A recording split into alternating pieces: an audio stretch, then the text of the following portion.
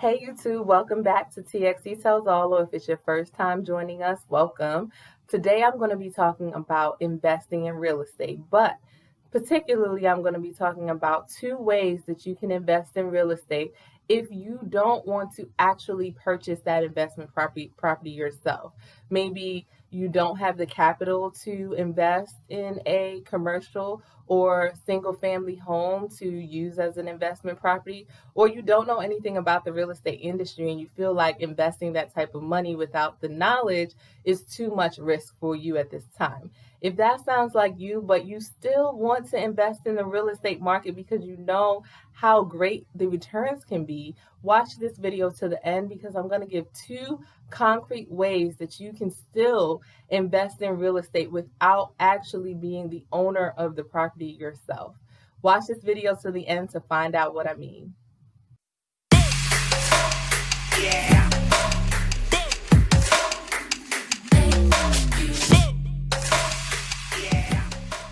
Okay, so maybe you've heard this term before, passively investing. And those are the two things that I'm going to talk about today, passively investing in real estate. Some of us just don't want to or don't have the time to invest in real estate where we are the owners of the property, we are managing the property, and we are doing everything that it takes to make sure that we get the returns that we want on a yearly basis. But there are other ways that you can still invest your money into the real estate market. Let's talk about the first one. Okay, so there are companies out there that you can actually invest online in real estate, and these companies control how your investment works and make sure that you get a certain return based on the investment that you put in. So one of them is called Fundrise.com. Let me talk about particularly how Fundrise works, what the minimum investments are, and how this may work for you if you want to passively invest in real estate. Okay, so Fundrise allows you to invest in a diversified portfolio of real estate investments that Fundrise controls. So if you go on fundrise.com, you can read on how it works, and there are different levels of investment. So for example, they have a core level. The minimum investment is $1,000, and you can pick what you want on a pretty easy to use dashboard. Are you looking for consistent cash flow? Are you looking for long-term benefits? It'll ask you all those questions and help you create a diversified portfolio based on the minimum investment that you put in, minimum being $1,000, and you can go up from there. So this allows you to actually invest in real estate. These can be actual commercial or residential properties that Fundrise holds in its portfolio, that when you invest, let's say you become a core investor with your $1,000 initial investment, you can decide how you want that money diversified across the portfolio, and then you actually start to attain your very own real estate portfolio. In reality, if you were going to invest in, let's say, a single family home that you were using as an investment property, even that, a single family home would take way more than $1,000 investment.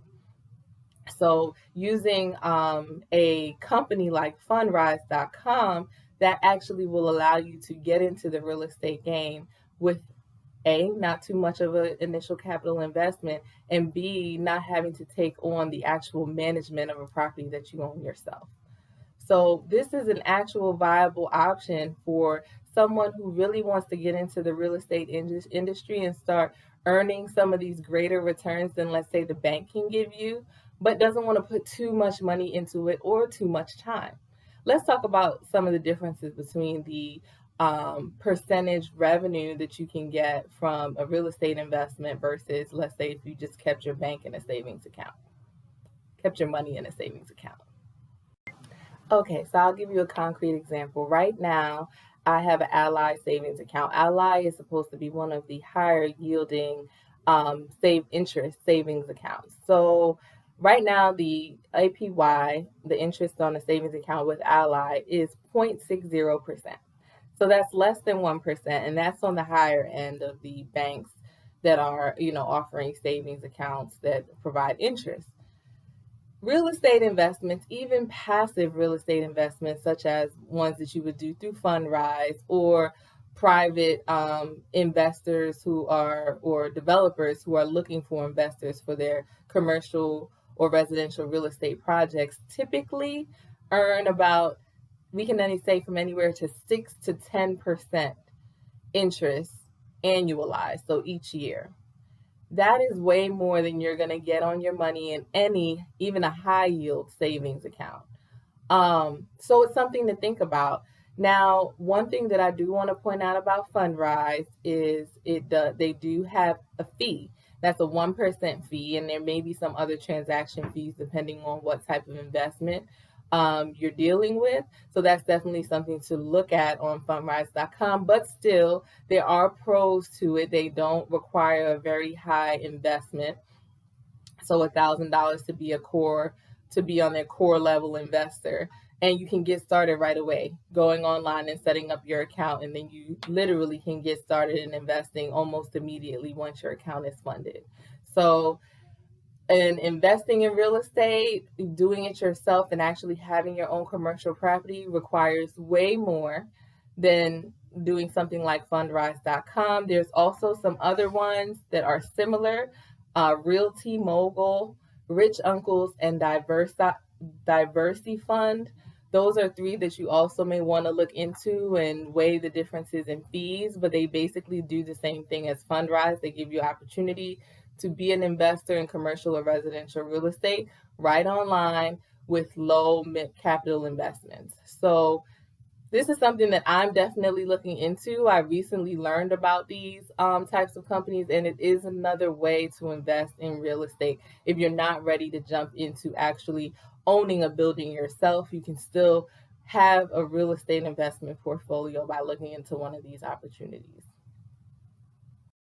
The second one I wanted to talk about is look for in real estate developers in your area that are looking for investors.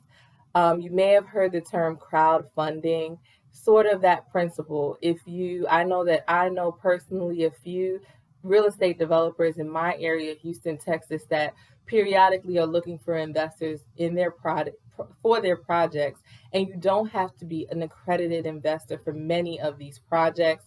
A lot of them have minimum investments of $5,000.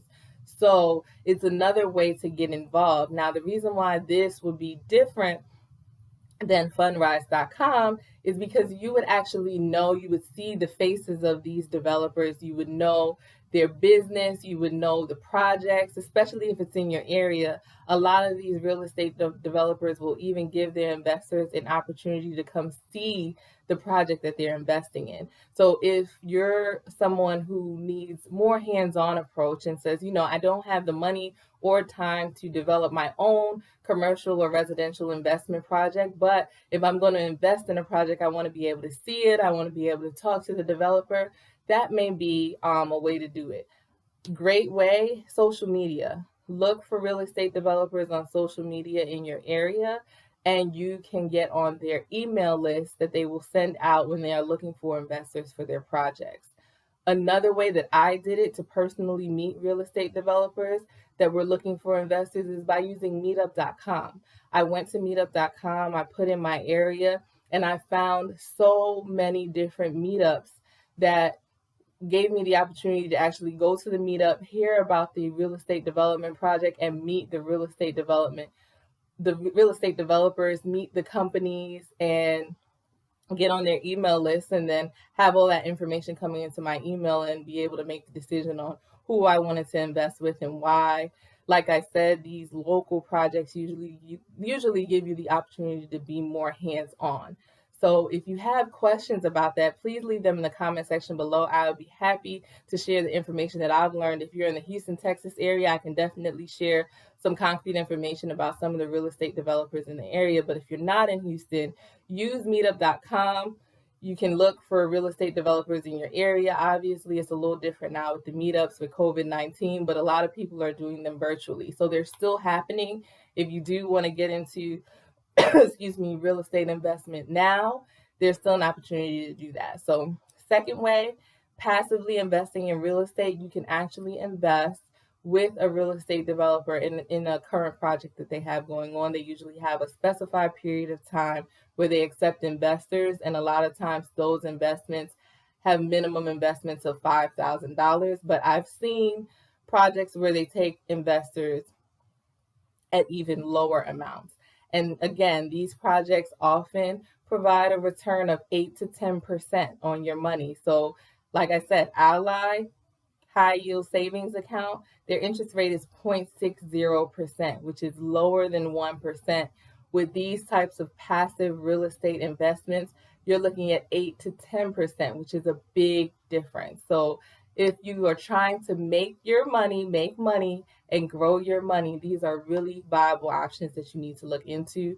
I will leave all the information that I've talked about in this video in the information box below or the description box below. If you liked this video and found it helpful, make sure you hit that like button. Also, hit the subscribe button. We post new videos every single Sunday.